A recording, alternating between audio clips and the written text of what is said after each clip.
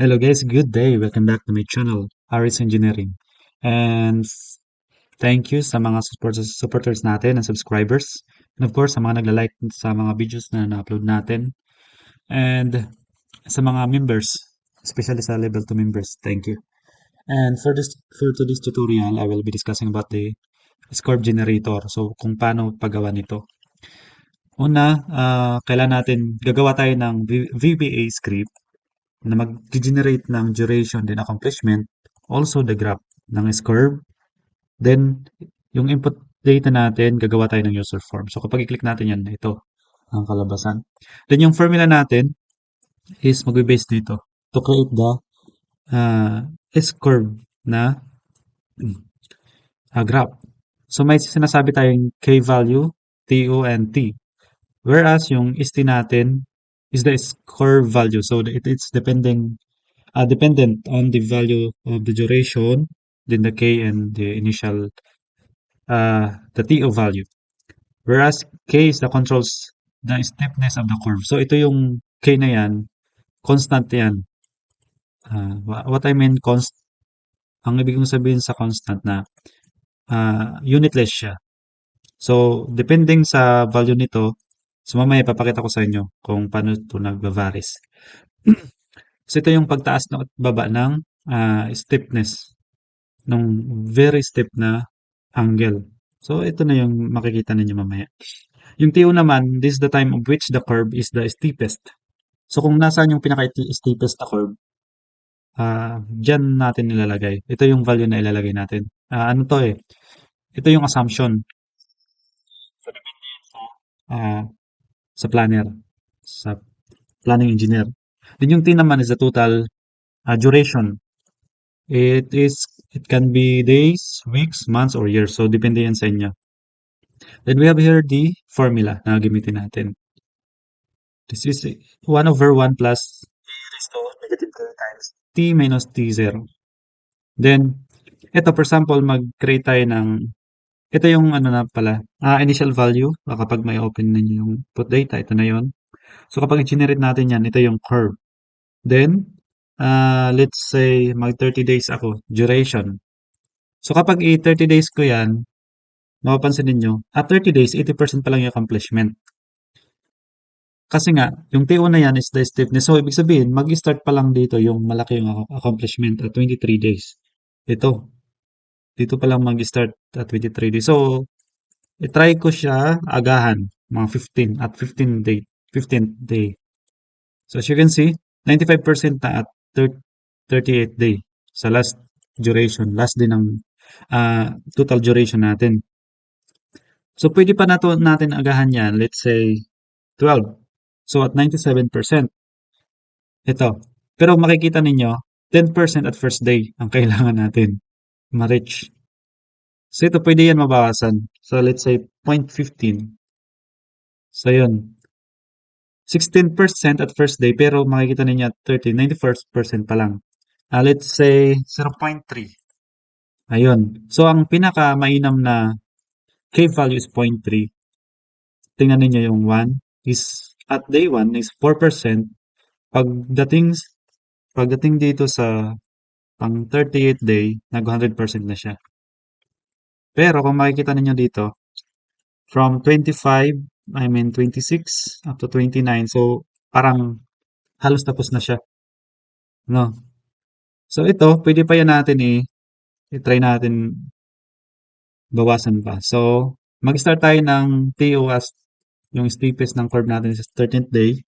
So, pero hindi natin ma-meet yung 100% at 30. So, pwede natin yan try at 0.31. So, let's say 0.35. Ayun.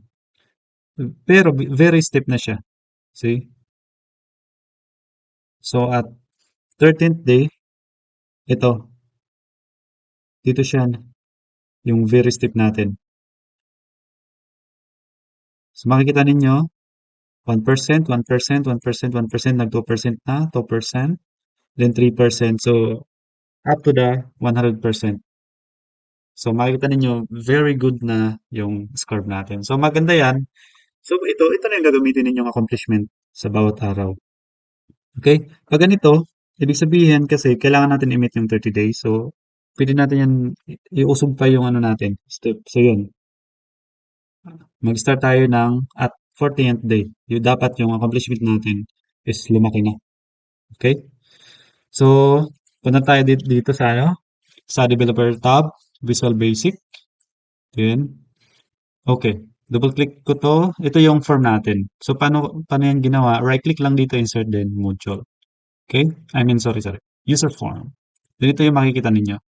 Link lang natin. At kung mapapansin ninyo, hindi ninyo nakikita yung toolbox. So, punta na kayo dito sa view, toolbox, then ito na yan. Then, kailangan ko mag-insert ng text. Ito yung text, which is yung K, T, O, and T. And of course, the text box. Ito na yung text box na yan.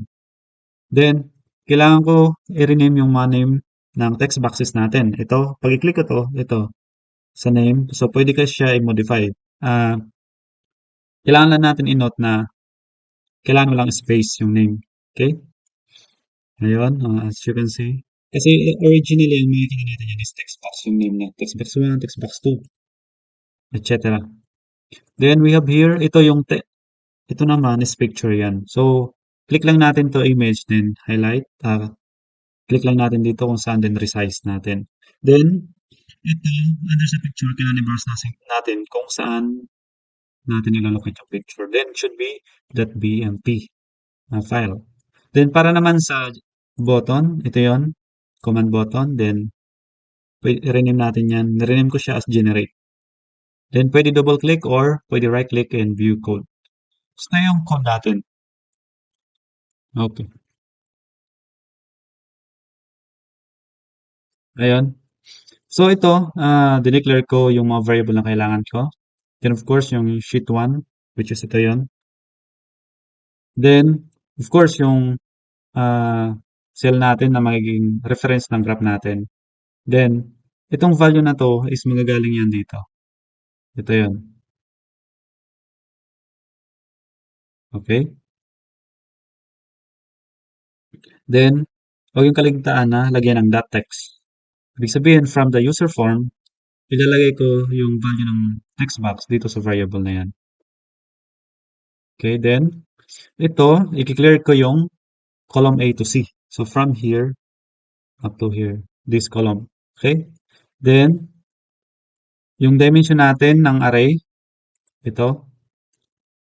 Yung array na yan kasi, ito yung quantity para every time mag-insert tayo ng data, ng quantity ng duration, automatically siya mag-account. Ito kasi, accumulated yan, cumulative.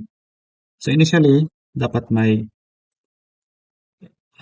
counting ng duration dito sa column A. Pero instead na i-reflect ko rito, nag-array na lang ako. Okay? Then, isasum natin.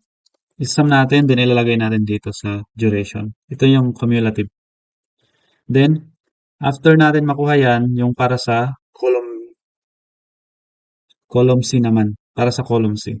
So, ito yung formula natin. Then, mag-base yung formula natin sa every corresponding value ng column B, ng cell B, ng value at column B. Okay? Then, ito, isiningit ko na lang to sa every time, kahit ma-delete to, para mayroong text pa rin siya. Then, yung chart, ito i-update lang niya. Originally kasi, meron na tayong graph dito. So, every time mag-run tayo ng button, iraran natin yung button, yung generate. So, mag-change yung data natin dito. Kasi nga, kung ilang duration, mag-extend yung data natin. So, dapat dynamic siya. So, ito yan yung value natin. Okay? Then, punta tayo sa module 1. Kailangan ko mag-create ng macro na issue yung user form natin. Ito yon. So, yung user form name natin is input data. Then, I need to show it by clicking this button. So, para ma-assign natin, so, i-close ko na to.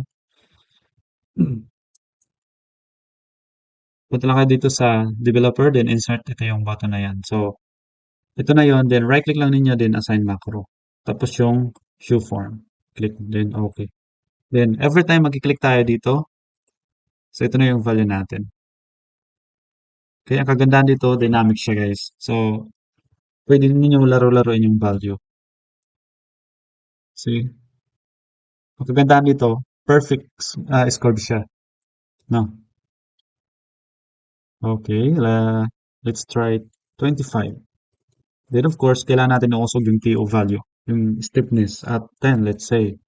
So kapag generate natin ito, hindi pa siya na-meet yung magandang curve.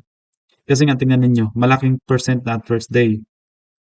So dapat iusog pa natin to, let's say 15, 88%. Pero tingin ko kailangan natin palakihin to. Ayun. So kailangan natin palakihin yung key value. At 35, ayun 97 na siya. Let's say 0.4, 0.5. Pero medyo ano na to, very steep na guys. Kasi tingnan ninyo, yung first 4 days, kailangan zero pa lang. So, kailangan natin i-reduce to. Walang accomplishment. So, hindi maganda yan. Let's say 8, 10. So, kailangan natin mag-start ng maaga. I mean, yung very steep natin. Let's say 7. Ayun. Pero kung mapapansin ninyo at first day, kailangan 14% na kagad. So, pabawasan natin to. Let's say 0.25. So, malaki. Ibig sabihin, 0.14. Ayun. Let's say 10. Ito, medyo maganda na to. Let's say 11. Let's say 0.38. So, pwede pa na natin ibawasan. Okay, so this is 0.38. So, kung mapapansin ninyo, good na yung score natin. Then, accomplishment-wise na. So, pwede na natin yan i-refer. Maging reference dun sa accomplishment. So, ito, pwede natin yan i-plot. Then, we will use this graph. So, yun. Yun lang. So, kung every 5 days yung ano mo, so dapat, yung sum nito is 26%. At first 5 days, dapat 26% na. Then, at 10 day, sorry. At 5%, 9% pala. Sorry. Then, at 10th day, is dapat 41% na. At 15 days, dapat 82%. At 25th day, it should be 100%. So, yan. Malaking tulong to guys sa inyo. So, i-upload ko na lang to para sa lahat. I-open ko na yan. So, anyone can download this one. Okay, check na lang ninyo sa community post natin. Okay? Yan lang guys. Thank you for watching and huwag niyo kalimutan guys mag-like sa video na to. Okay? Then of course, it's much better if you share this video para sa maka-share na rin or makatulong sa mga kaibigan natin. Then of course, to support my channel. Okay? Thank you. Keep safe. God bless.